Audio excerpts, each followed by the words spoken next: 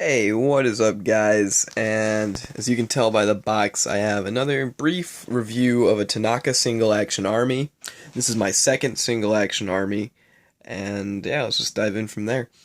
As you can tell, the box is a little, little less magical as compared to the other box, my Jupiter finish. But this is the Tanaka single action army, another detachable cylinder, but with a 5.5-inch barrel. So that makes it the cavalry model. No, my bad. Makes it the artillery model. And the cavalry model is the much, much longer barrel. Now, so if you get this gun new, all the paperwork will be in there. Again, I don't know what this is. Manual. This is, I don't know why, but they included two. This is kind of explaining how to detach the cylinder. And all that wonderful good stuff. And the parts breakdown and it's useful, it's worth keeping. This is a slightly different manual. As you can see, there's a different type of schematic on here, more in color, and a larger parts breakdown with parts numbers. I mean, even if something does break, it's not like you're going to be able to get parts. It's virtually impossible to get parts. There's the three sizes. I have two, or I have a second coming in. It'll be here probably in a couple of days. And that's in a nickel finish. Two of the civilian model. So I have the Jupiter nickel, and then the cavalry model. My bad, the artillery model, which is a little slightly longer barrel, about an inch longer. And then the cavalry model with the full-size barrel. And our schematic on how the Pegasus system works. It's a pretty basic system. So, and again, it shows you how to align the barrel and remove other various parts, or align the gas valve, as it were, with the cylinder. And again, more parts break down, and this is all entirely in Japanese, so it's almost virtually useless unless you are fluent in Japanese, which, if you're watching my videos, I'm going to make the safe assumption that you're not. So yeah, Tanaka works, Tokyo. And I bought this used, and some of you have seen the video already of me filling in the trademarks, so I'm not going to bore you with much more of that. But it did not include anything else like it did on my Jupiter finish single action army, which, for a detachable cylinder, that's okay. If this were one of their Smith & Wesson models where you can't get the cylinder out, I'd be slightly bummed I didn't have that little extended gas rod that'll help you fill that revolver cylinder. Anyway, let's take this out. It is a heavy, heavy gun. Same grips on the on this single action army that are the same on my Jupiter finish. The Jupiter finish is my crown jewel. It's probably one of my favorite Tanaka revolvers ever. But this heavyweight is a close second. Basically, it's got that zinc, as pre-mentioned in my Jupiter video, it's got that zinc mixed into the plastic, so it makes it stronger and heavier and denser. I would probably skirmish this revolver. Nothing mil-simi, but, probably a backyard game or, just a small game, The grips have a lot of detail on them. Let's see if I can zoom in. There we go. The whole thing with Tanaka guns, and even some of the higher-end Marui, is attention to detail, and that can be very, very appreciated. Like all the correct trademarks down the gun, and even on the top of the barrel. So, it is very similar to my Jupiter finish. Removing the cylinder is the exact same, except it can be finicky. I don't know.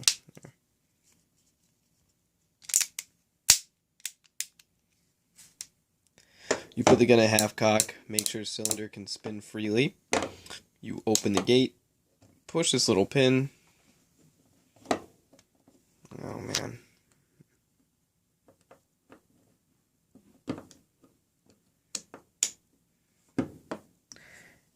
And out pops the cylinder. I did have these fake shells pop out, so I glued them back in because they kept falling out. This is old. These guns are old. These aren't fresh off the line by any stretch of the imagination. The cylinder is entirely metal, and it is a hefty chunk.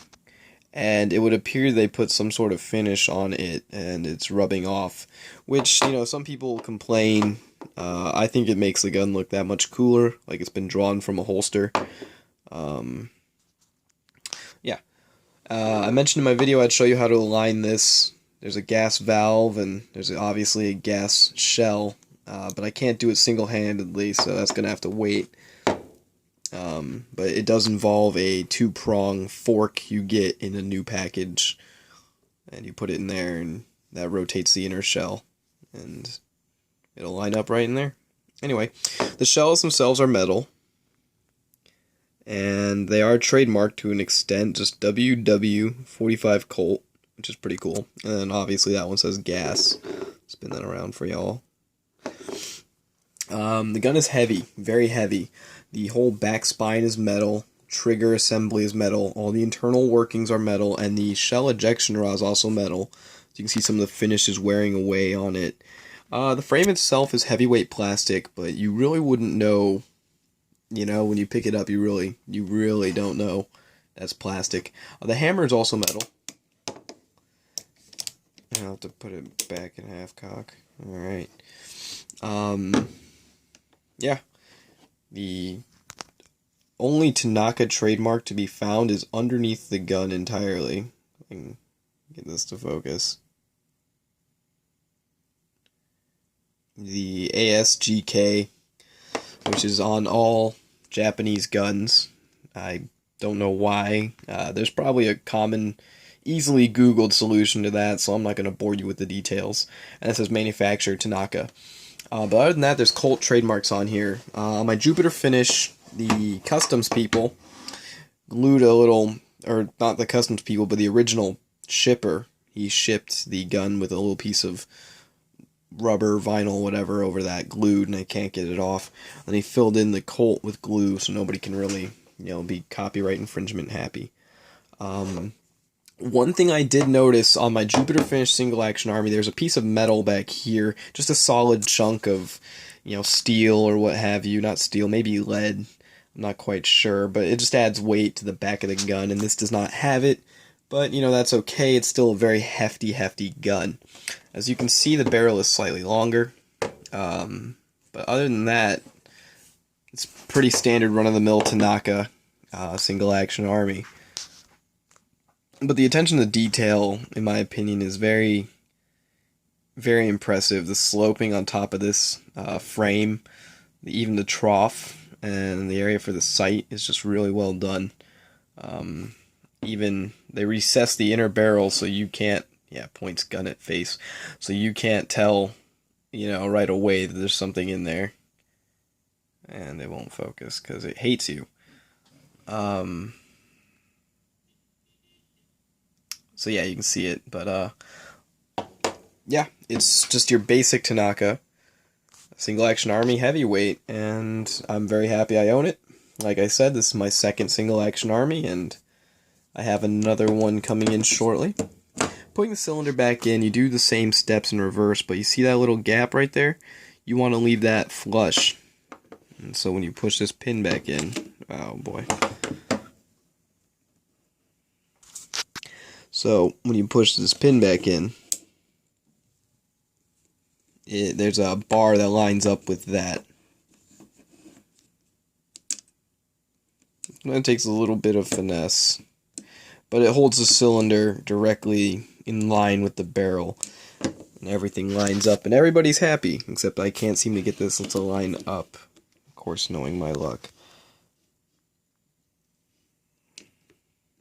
I know I promised a review of the Classic Army EBR, and I have not delivered. I apologize.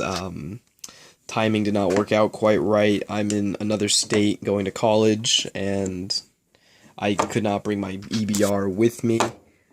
There we go.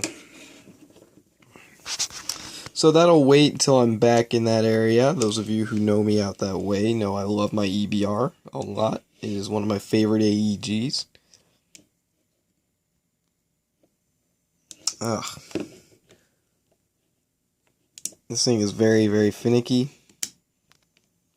There we go.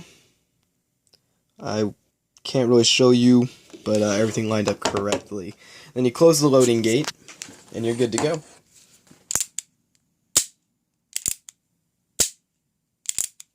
So yeah, this gun is mostly metal, very heavy, very high quality. So if you ever get the opportunity to purchase one, I recommend you do so. If you're like me and you love owning Tanaka products, buy as many as you can, or as often as you can, because you never know when they pop up.